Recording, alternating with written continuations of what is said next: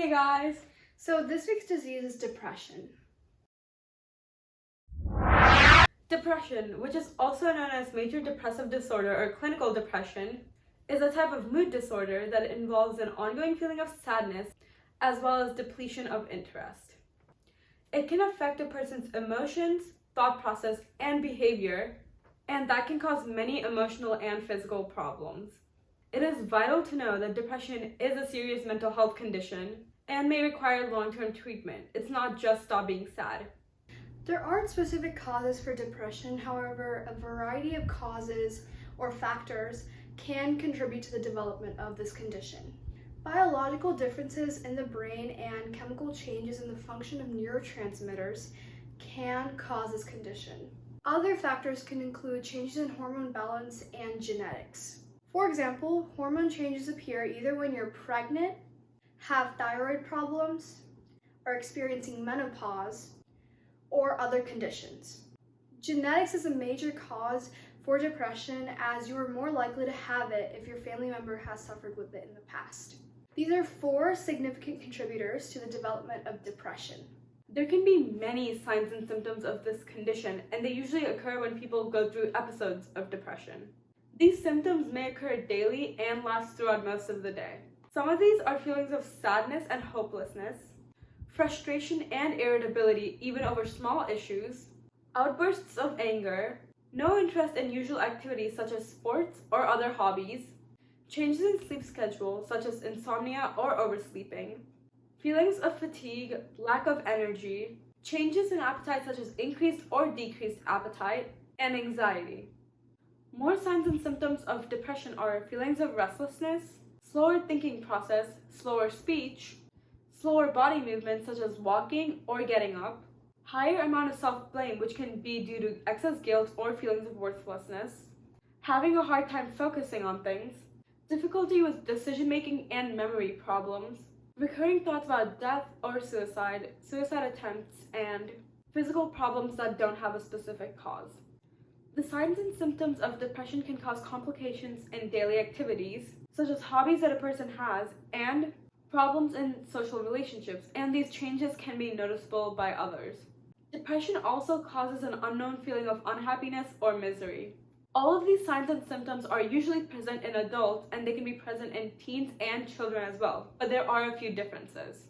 Some of the symptoms of depression that are present in children are sadness, irritability, clinginess, excess worry, physical aches and pains, refusing to go to school, and being underweight. Signs and symptoms of depression in adolescents also include sadness and irritability, but there are also other symptoms such as feelings of negativity and worthlessness, anger, poor performances in school such as not getting good grades or failing, and low attendance in school as well. Other signs and symptoms in teenagers are use of drugs and alcohol, feeling misunderstood by their peers and family, increased sensitivity, bigger appetite, oversleeping, loss of interest in daily activities, and avoiding social events and interaction with other people. Depression can also be present as different signs and symptoms in the elderly, and these indicators can also be less prominent than they usually are in adults. Some of these signs and symptoms of depression in the elderly are memory problems, changes in personality, prevalence of pain or physical pains, feelings of tiredness, loss of appetite which causes decreased consumption of food, problems in sleep schedule, avoiding social events and socialization, and thoughts of suicide. There are various ways your doctor can make a diagnosis for depression. Physical exams, lab tests, psychiatric evaluations, and other methods are very effective. Physical exams interrogate aspects of your physical health, as sometimes depression may result from underlying health issues. Lab tests that test for your blood count and thyroid levels are also very effective, as they show differences in hormones and other chemicals. Psychiatric evaluations help the doctor understand about your thoughts, your behavior, symptoms, and any other aspect that may indicate depression. Lastly, the criteria for depression by the Diagnostic and Statistical Manual of Mental Disorders helps doctors determine if one has the condition. This criteria was made by the American Psychiatric Association. There are 8 main types of depression, anxious distress, mixed features, melancholic features, atypical features, psychotic features, catatonia, peripartum onset, and seasonal pattern.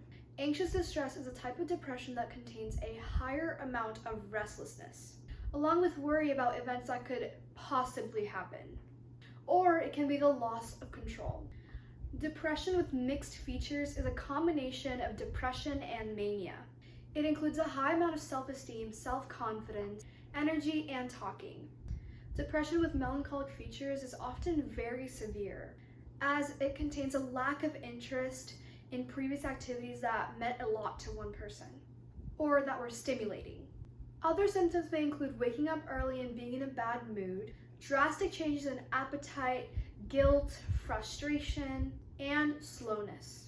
Depression with atypical features is a type that is made of being able to become temporarily happy due to happy events, having a bigger appetite than usual, having a higher need for sleep, increased sensitivity to rejection, and a feeling of heaviness in the arms or the legs. Depression with psychotic features includes hallucinations that are composed of negative aspects such as personal inadequacy. Catatonia is a type that involves motor activity in the body. It creates unneeded and involuntary movements in the body. Peripartum depression is a type that often occurs after pregnancy or during pregnancy.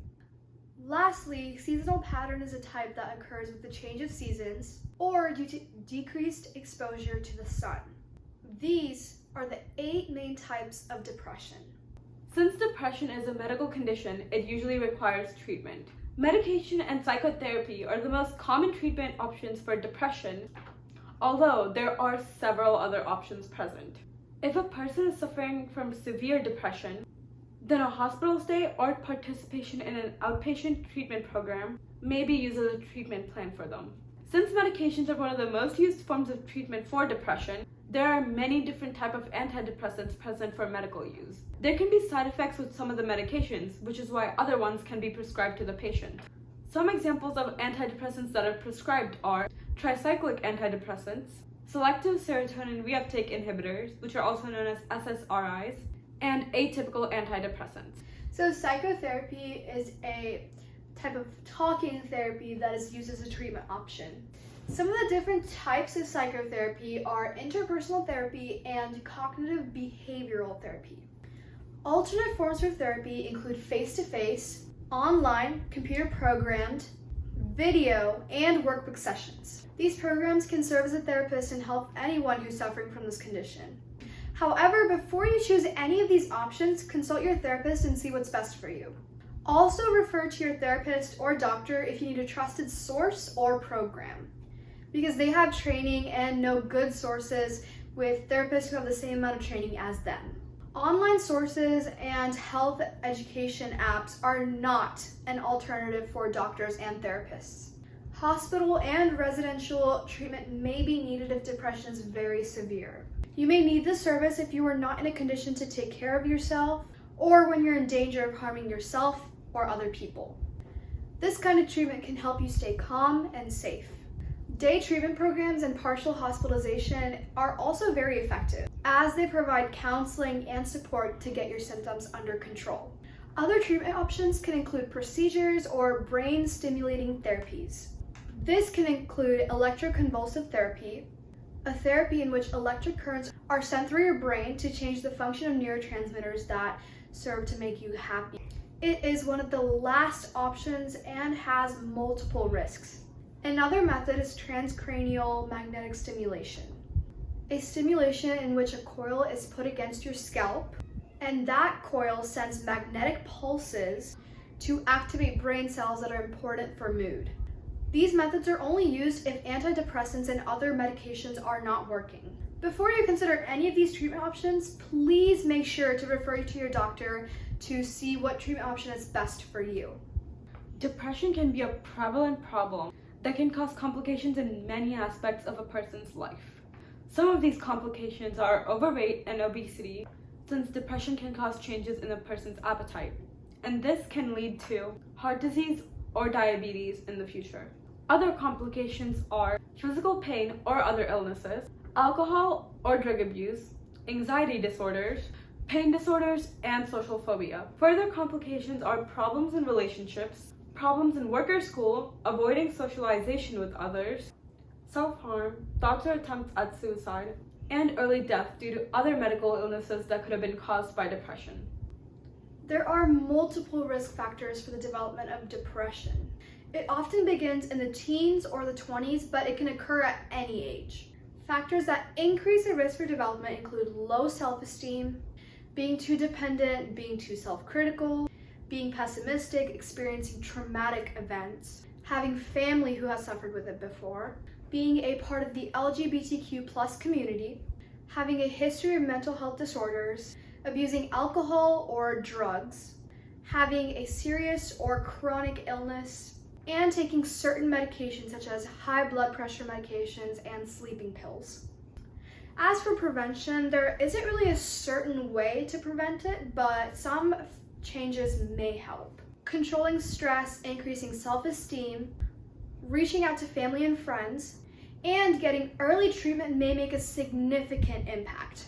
If you're suffering from depression or are having thoughts about suicide, please call the National Helpline, 1-800-622-HELP. Don't be ashamed of seeking help. Depression can be a severe medical condition that can take a toll on anyone's life.